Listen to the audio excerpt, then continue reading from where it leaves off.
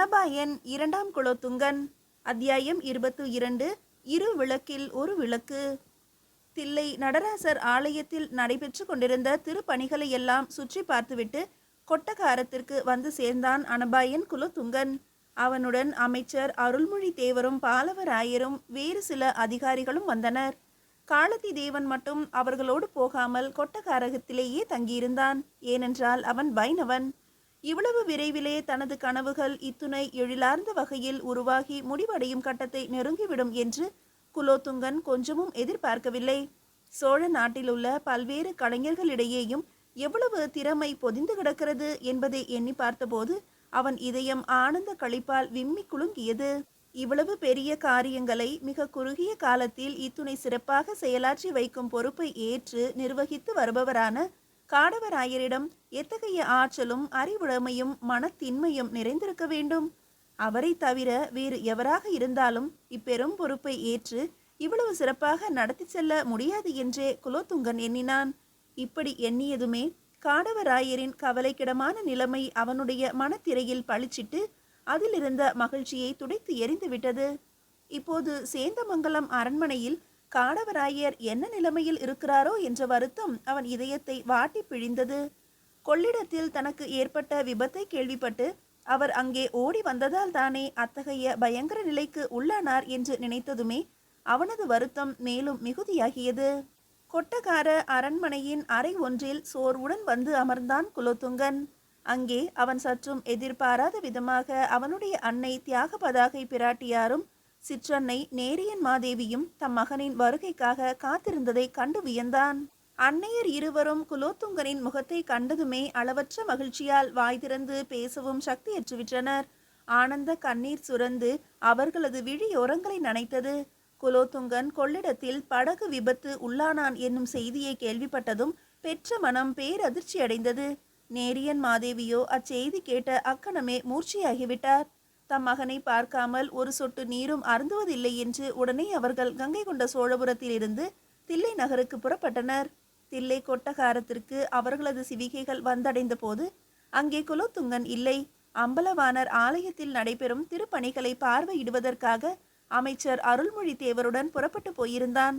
அங்கிருந்து திரும்பி வர மதியத்திற்கு மேல் ஆகிவிட்டது. அவன் வரும் வரை ஆவலே உருவாய் காத்திருந்த தியாகபதாகையும் நேரியன் மாதேவியும் இப்போது தம் பிள்ளையை பார்த்ததும் புனர்ஜென்மம் எடுத்தவர்கள் போல பூரித்து புலகாங்கிதம் அடைந்தனர். குலோத்துங்கன் தன் அன்னைமாரின் பாதங்களை தொட்டு வணங்கி எழுந்து அவர்களது அருகிலேயே அமர்ந்து கொண்டான். அம்மா, நீங்கள் ஏன் இந்த முதிர்ந்த வயதில் இவ்வளவு தூர பயணம் செய்து இங்கு வர வேண்டும்? இன்னும் 2 நாளில் நானே நம் தலைநகருக்கு திரும்பி வர இருக்கிறேனே என்று நேரியன் மாதேவியை பார்த்து பணிவும் பரிவும் நிறைந்த குரலில் கேட்டான். அவனுக்கு தன் அன்னையை விட சிற்றன்னையிடம்தான் அதிக அன்பும் பக்தியும் இருந்தன.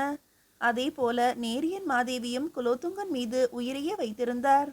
சக்கரவர்த்தி திருமகனே, பெற்ற மனங்களின் பெரும் தவிப்பை நீ ஓரளவுக்குத்தான் உணர்வாயே தவிர அவற்றின் முழு துடிப்பையும் உன்னால் அறிய இயலாது.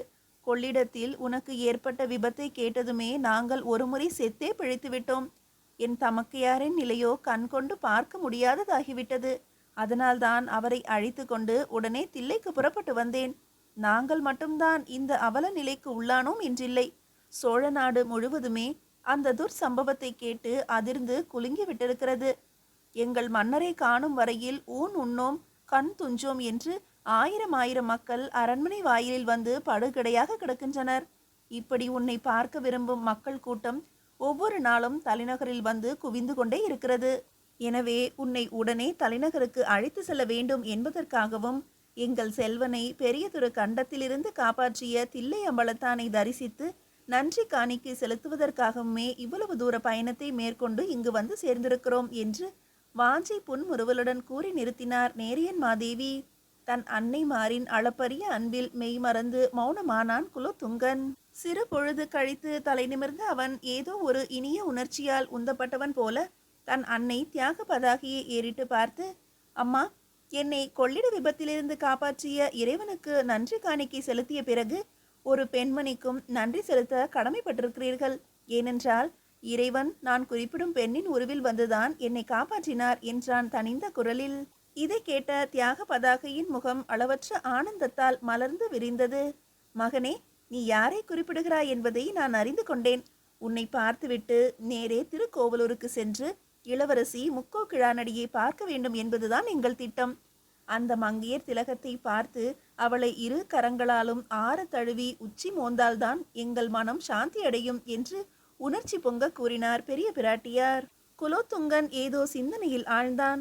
பிறகு தனிந்த குரலில், அம்மா, நீங்கள் பீலி வளையை பார்க்க விரும்புவது சரிதான்.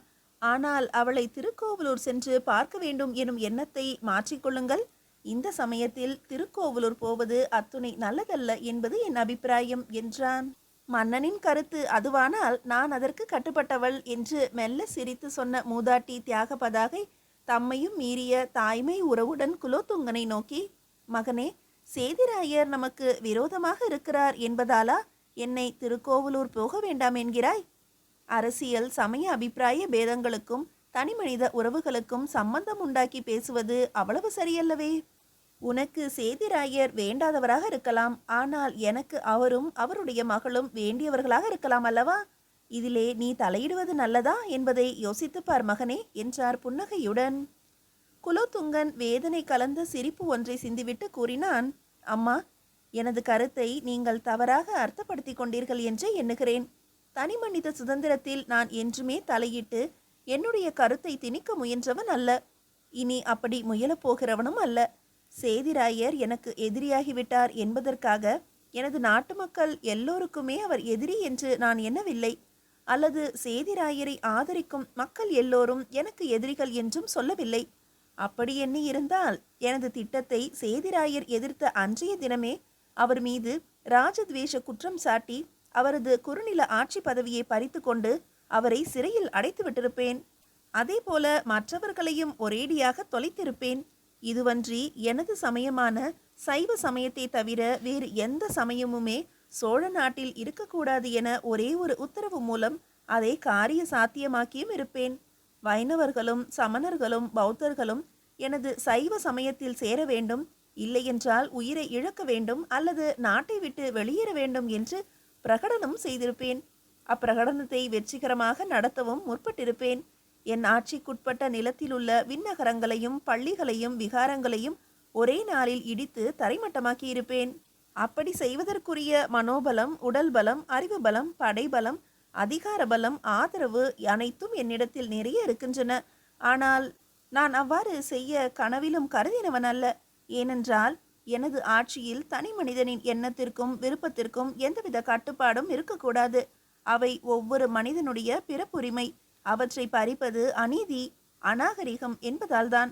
வடபுலத்திலுள்ள மன்னர்கள் இந்த உரிமைகளை மக்களுக்கு பெரும்பாலும் அளிப்பதில்லை என்கிற விஷயம் தாங்கள் அறியாததல்ல. அப்படி இருக்க நான் மட்டும் ஏன் இப்படி நடந்து கொள்கிறேன்? இது என் முந்தையோர் காட்டிய வழி, எனது குருதியில் கலந்துவிட்ட போதனை. எனவேதான் நானும் அதை மீறாமல் நடந்து வருகிறேன். என்னிடம் இருக்கும் இந்த பண்பே எனது நாட்டு மக்களிடமும் இதுவரை அழியாமல் இருந்து வருகிறது. ஆகவே என்னுடைய கருத்துக்கு எதிரான கருத்து கொண்டவர்களை நான் என்றுமே விரோதியாக கொண்டதில்லை. அப்படி கொண்டிருந்தால் என்னுடைய அரசியல் செயலாளனான காளத்தி தேவனை உயிரோடு விட்டு வைத்திருப்பேனா? அல்லது அவனுக்கு இன்னும் அதே பதவியை கொடுத்திருப்பேனா? சமயத்துறையில் எனக்கு மாறான எண்ணம் கொண்ட அக்கணமே அவன் தலையை சீவி எறிந்திருக்க மாட்டேனா? எனக்கும் எனது திருப்பணி திட்டங்களுக்கும் எதிரான அவனது கருத்துக்களை மக்களிடையே பிரச்சாரம் செய்யலாம் என்ற உரிமையை அல்லவா அவனுக்கு கொடுத்திருக்கிறேன்.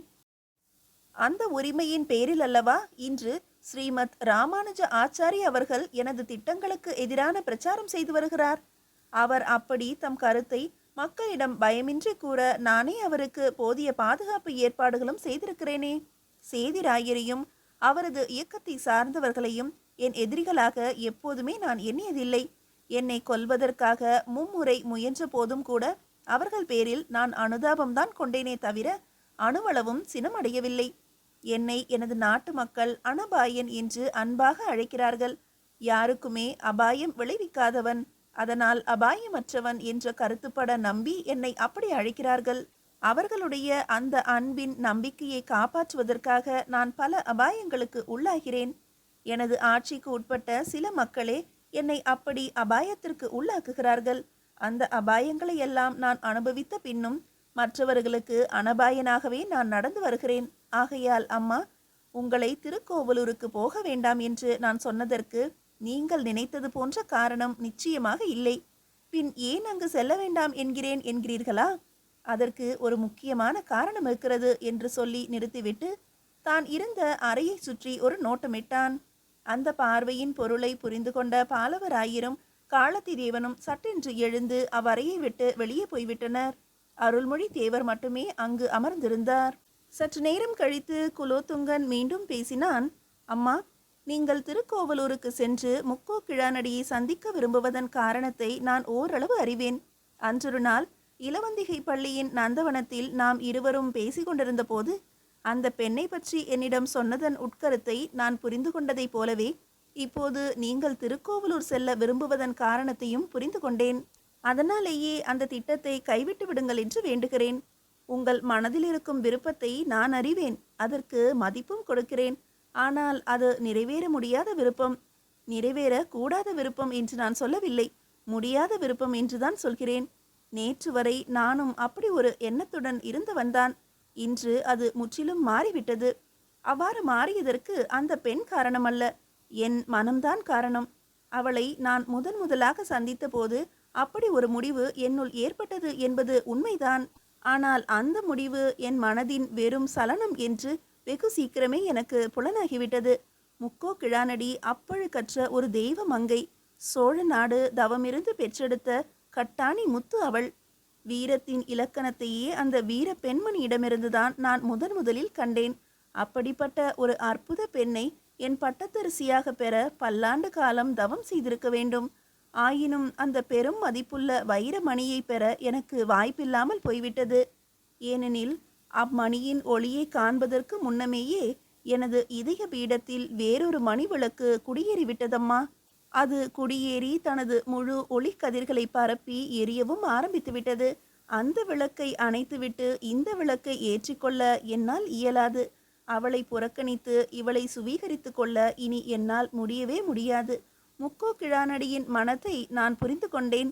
ஆனால் என்னுடைய மனதை அவள் புரிந்து கொள்ளவில்லை. அவளால் அப்படி புரிந்து கொள்ள முடியாமல் போனதற்கு நானும் ஓரளவு காரணம்தான். எனது மனத்தின் ஆரம்ப சலனமே அவளை அப்படி ஆக்கி வைத்துவிட்டிருக்கிறது. இந்த உண்மையை நீங்கள் அவளுக்கு புரிய வைப்பதற்காக திருக்கோவலூர் செல்வதானால் அதற்கு தாராளமாக இப்போதே அனுமதி தருகிறேன். மற்ற முயற்சிகள் எதற்கும் அங்கு போவதில் பயனில்லை. அன்பின் திருவுருவான அந்த பெண்மணி எனக்கு செய்த பேர் உதவிகளுக்கு எனது உயிர் உள்ளவரை நன்றி செலுத்த கடமைப்பட்டிருக்கிறேன். அவளை ஒரு தெய்வீக பிறவியாக மதித்து வணங்கி வரவும் செய்வேன். ஆனால் மானிட உணர்ச்சிகள் கொண்ட எனது மனித இதயத்தில் அவளுக்கு இடமளிக்க மட்டும் என்னால் இயலாது. ஏனென்றால் என்னுடைய இதயத்தை இன்னொரு பெண்ணுக்கு ஏற்கனவே பத்திரம் பண்ணி கொடுத்து விட்டேன். தில்லை நடராசருக்கு சொந்தமான சிற்றம்பலத்தில் இடம் பிடித்து பள்ளி கொண்டிருக்கும் கோவிந்தராசரை அங்கிருந்து வெளியேற்றி நீதி வழங்க வேண்டும் என்று எப்படி நான் விரும்பினேனோ அதே போல என் இதய கோயிலில் குடியேறிய அவ்விரண்டு பெண்களில் பின்னால் வந்து இடம் பிடித்தவளான முக்கோ கிழானடியை அங்கிருந்து வெளியேற்றி முன்னவளுக்கு நீதி வழங்க நான் முடிவு செய்துவிட்டேன். அந்த முடிவை இனி மாற்றுவது சிரம சாத்தியம். குலோத்துங்கனின் பேச்சை கேட்டு தியாக பதாகையும் நேரியன் மாதேவியும் அப்படியே சிலையாக சமைந்து விட்டனர். மகா அறிஞரும் மகா கவிஞருமான அருள்மொழி தேவரோ அனபாயனின் இந்த பேச்சை கேட்டு ஆச்சரியத்தில் ஆழ்ந்து விட்டார். சிறிது நேரம் வரை அங்கு பரிபூர்ண அமைதி குடிகொண்டது. தியாக பதாகை பிராட்டியார் அமைதியை கலைத்து மிக சோர்வான குரலில், மகனே, உனது நியாயவாதத்தை நான் மனப்பூர்வமாக ஒப்புக்கொண்டேன். இனி இறைவன் திருவுள்ளபடி எல்லாம் நடக்கட்டும் என்றார். நேரியன் மாதேவியும் அதை ஆமோதிப்பது போல தலையசைத்தார். அடுத்து நடக்க வேண்டிய காரியங்களுக்கு மன்னர் அவர்களின் கட்டளையை எதிர்பார்க்கிறேன் என்று தனிந்த குரலில் சொன்னார் அருள்மொழி தேவர். அமைச்சர் அவர்களே, இப்போது நான் சேந்தமங்கலத்துக்கு சென்று காடவராயரின் உடல்நிலையை கண்டறிய விரும்புகிறேன். தாங்கள் என் அன்னைமாரை தக்க பாதுகாப்புடன் தலைநகருக்கு அனுப்பி வைக்க ஏற்பாடு செய்யுங்கள். காடவராயரை கண்டு பேசிய பிறகு அங்கிருந்து கங்கை கொண்ட சோழபுரத்துக்கு புறப்பட்டு விடுவேன் என்றான் குலோத்துங்கன். அரசனின் இந்த முடிவில் உள்ள இரு வகையான நோக்கங்களை உடனே புரிந்து கொண்ட அருள்மொழி தேவர், மன்னரின் முடிவுபடியே சேந்தமங்கலம் செல்லலாம், ஆனால் என்று தயக்கத்துடன் இழுத்தார். அமைச்சர் என்ன நினைக்கிறார் என்பதை நான் அறிவேன். எனக்கு வழக்கம் போல வழியில் ஏதும் அபாயம் ஏற்பட்டு விடுமோ என்றுதானே அஞ்சுகிறீர்கள்? அப்படி ஏதும் நடவாமல் இருக்க என்னுடன் தங்கள் தம்பியார் பாலவராயரையும் என் அருமை நண்பன் காலத்தி தேவனையும் துணைக்கு அழைத்து செல்ல முடிவு செய்திருக்கிறேன். காலத்தி தேவன் எனக்கு துணையாக வருவதால் வழியில் எந்தவித ஆபத்தும் நேர வாய்ப்பில்லை என்றான் குலோத்துங்கன். இதை கேட்ட அருள்மொழி தேவர் அனபாயனை ஏனோ வியப்புடன் ஏறிட்டு நோக்கி பிறகு சொன்னார், அப்படியே செய்யுங்கள் அரசி. தாங்கள் புறப்படும் முன்பு எனக்கு ஒரு உத்தரவு அளிக்க வேண்டும். உத்தரவா? எதற்கு அமைச்சரே என்று ஒன்றும் புரியாமல் வினவினான் குலோத்துங்கன். இன்று இரவு நான் ஆந்திர நாட்டுக்கு பயணமாகலாம் என்று இருக்கிறேன். நம் சோழ அரச பிரதிநிதிகளை கொண்டு பரிபாலிக்கப்பட்டு வரும் நெல்லூர், கடப்பை முதலான மாவட்டங்களில் திடீரென ஏனோ சிறு சிறு குழப்பங்கள் ஏற்பட்டு அமைதியின்றி இருக்கிறதாம். விக்ரம சோழரால் முறியடிக்கப்பட்ட தெலுங்கு சோழ அரச வம்சத்தினர் சிலரால் தான் அந்த குழப்பம் விளைவிக்கப்படுகிறது என்று கருதுகிறேன். ஆகையால் அங்குள்ள உண்மை நிலவரம் அறிந்து அதை அடக்குவதற்கான காரியத்தை உடனடியாக செய்ய வேண்டும் என்று கருதி இந்த பயணத்தை மேற்கொள்கிறேன். இன்னும் ஓரிரு திங்களில் நமது நாட்டிலே கிராமாதிகாரம், ஊராண்மை முதலான பதவிகளுக்கு தேர்தல் நடக்கவிருப்பதால் அதற்குள் அந்நாடு சென்று திரும்பி வந்துவிட உத்தேசித்துள்ளேன் என்று சொன்னார் அருள்மொழி தேவர். குலோத்துங்கனின் முகத்தில் கவலை மேகங்கள் கவிந்தன. சற்று நேர ஆழ்ந்த யோசனைக்கு பிறகு அமைச்சரின் விருப்பப்படி சென்று வரலாம் என்றான். இந்த சமயத்தில் காலத்தி தேவன் வந்து, அரசர் அவர்கள் சேந்தமங்கலத்திற்கு புறப்பட எல்லா ஏற்பாடுகளையும் செய்துவிட்டேன் என்றான் உற்சாகத்துடன். அருள்மொழி தேவரின் முகம் ஏனோ கருத்தது. குலோத்துங்கன் புறப்பட ஆயத்தமானான். மீதியை அடுத்த அத்தியாயத்தில் காணலாம்.